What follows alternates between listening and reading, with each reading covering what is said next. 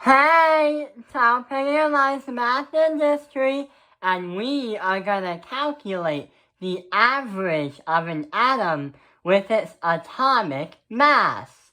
So, in the last math video, we have been taking a look at the periodic table, and we have been taking a look at the number of protons, the number of electrons, and the number of neutrons.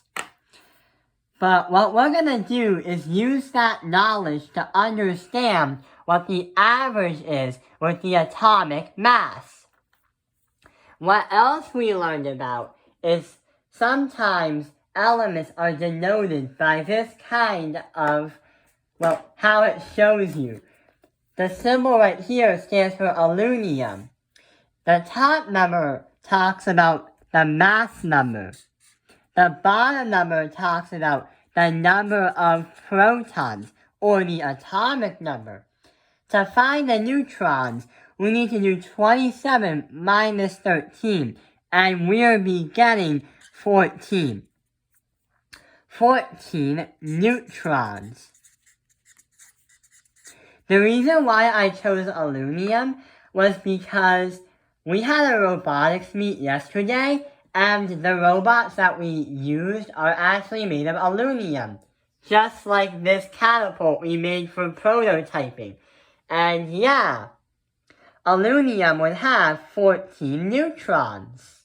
Who else? Over on the blue side, 1695B, 1695B. We've got hand tiger feet, tailpin.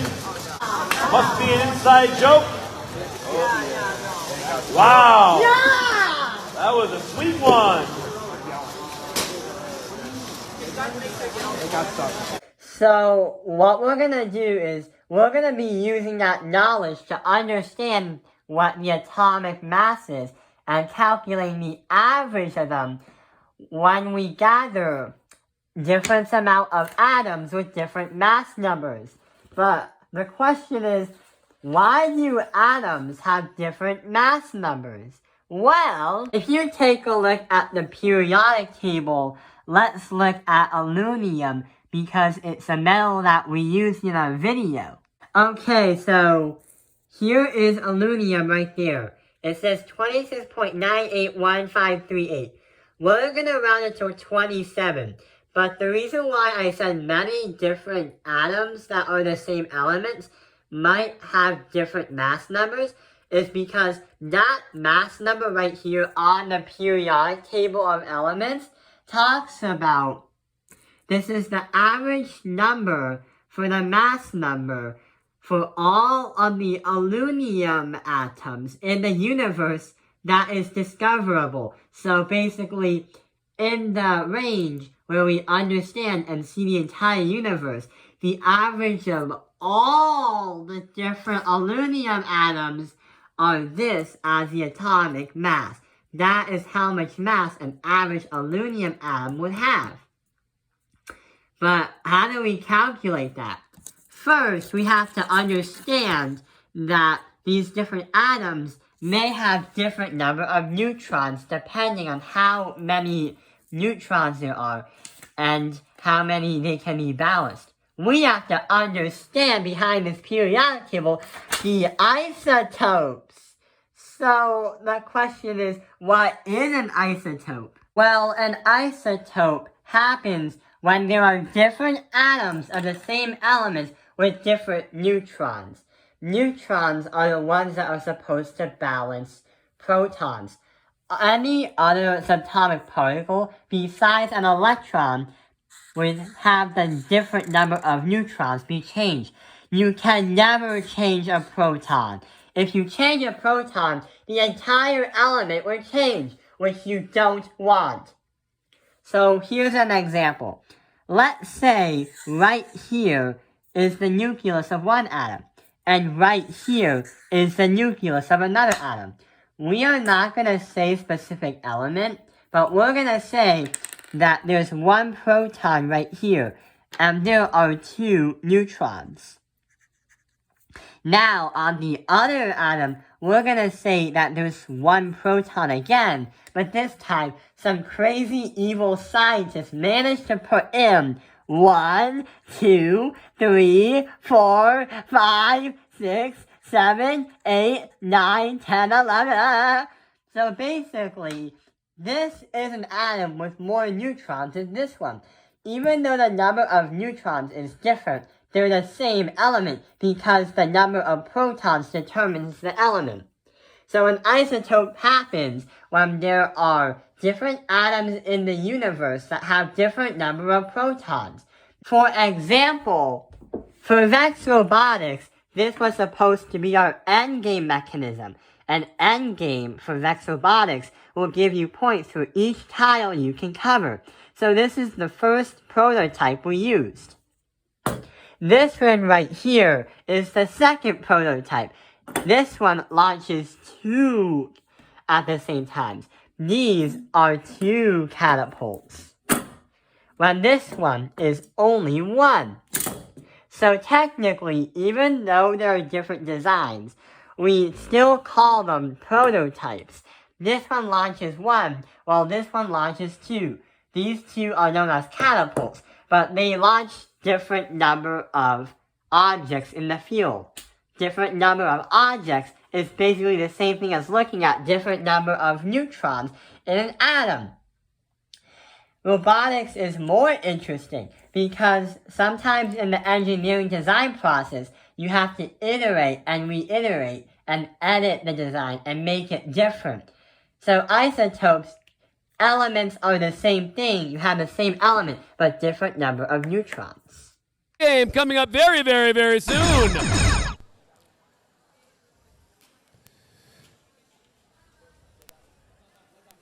Three, 2, 1, and... If we understand that an element can have different number of neutrons and can still have its very own personality, then we're going to understand what the average mass of different types of isotopes there are. Here's an example. Okay, so here is magnesium with different types of isotopes. And what it says here are AMU, we're going to learn about, and we're going to also understand why there are decimals here. So what is AMU? Well, that stands for Atomic Mass Unit. So we're going to be measuring in atomic mass units because atoms are very, very tiny. And what makes up the universe are molecules and atoms. So this is a measurement easy for scientists to measure in atom size and molecular levels. When we see these decimals right here, when I say decimals, I'm saying these. So when you have a percent, it becomes a decimal in an equation, so it's easier to understand.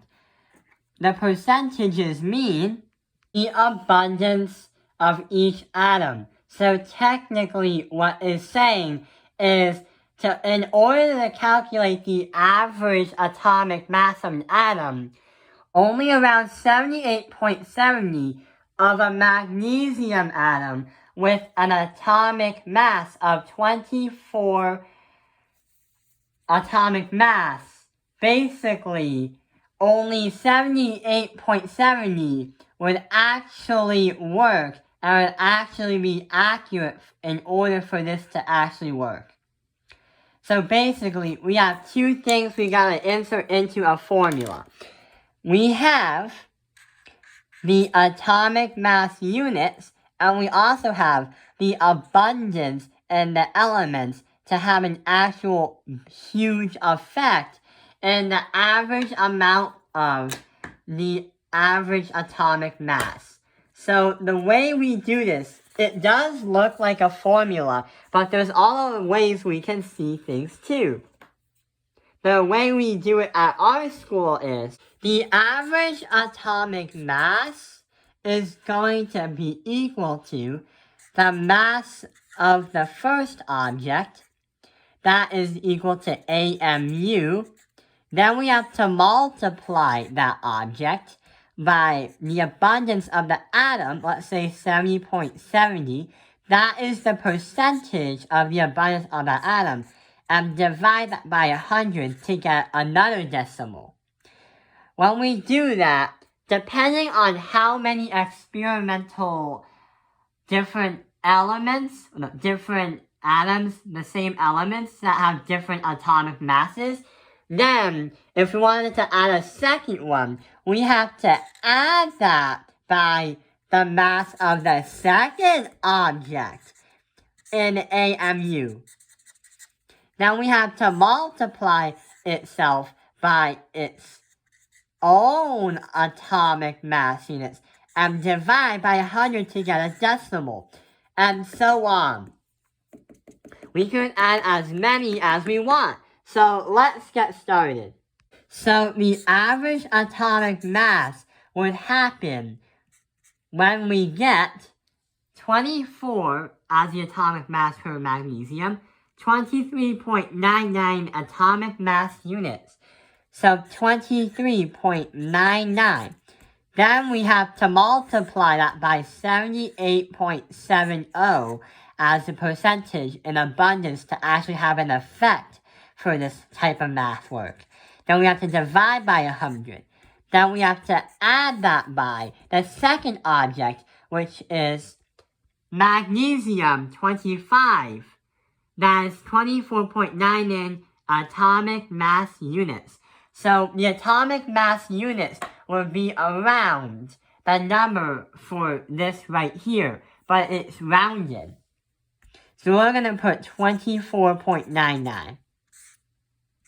Then we have to multiply that by 10.13 because only 10.13 of magnesium 25, AMU 24.99, would actually have a huge effect. Divide that by 100. But not only that, we have to add that by our third element, our third magnesium 26.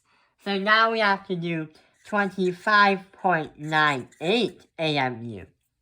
That is rounded to 26. Then we have to multiply that by 11.17, and then we have to divide that by 100, and we shall get an answer. So when we do 24 magnesium, when we do this by that, and do the math for that, we get 18.88 AMU.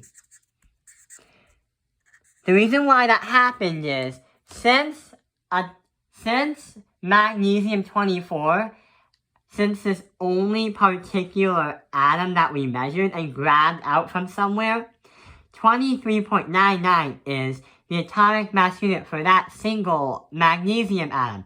But the reason why we have to multiply by a percentage and divide by 100 is because only 78.70% will actually make a big effect on it. That is sort of like the variable for, that is sort of like the formula that drives it to the answer. So this is our answer for magnesium 24. Magnesium 25 would be, when we get the answer, 2.531 AMU. Notice how we do round to 3 decibels max. And 26 AMU, 26 magnesium, that would bring us to 2.902. Then when we get an answer, we have to sum up all of the AMUs, the atomic mass units, to get to an answer. And we get 24.31 atomic mass units. We can check on the periodic table, but don't go crazy if we get some decibels wrong or decimals wrong. Take a look at magnesium, and we get around 24.3050. We got 24.31.